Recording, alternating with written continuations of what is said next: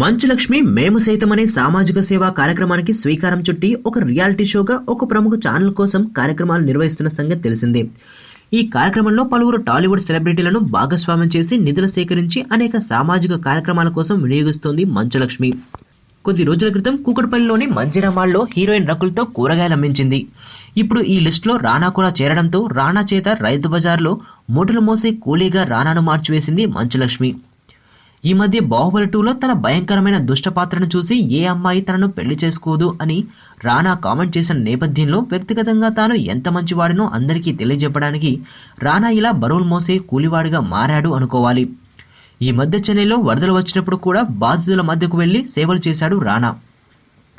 ఈ వార్తలు ఇలా ఉండగా రానా ఒకవైపు బాహుబలి 2 సినిమా చేస్తూనే మరోవైపు టాలీవుడ్, కోలీవుడ్, బాలీవుడ్ సినిమాల్లో వివిధ పాత్రలు చేస్తూ ప్రేక్షకులకు మరింత దగ్గరవుతున్నాడు.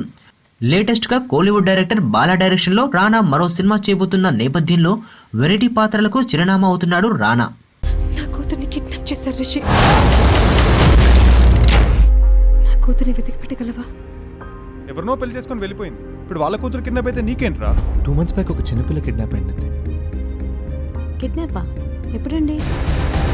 మీరెవరు? నువ్వెవరు? ఎవరు మీరు? ఎక్కడో అమెరికా నుంచి వచ్చి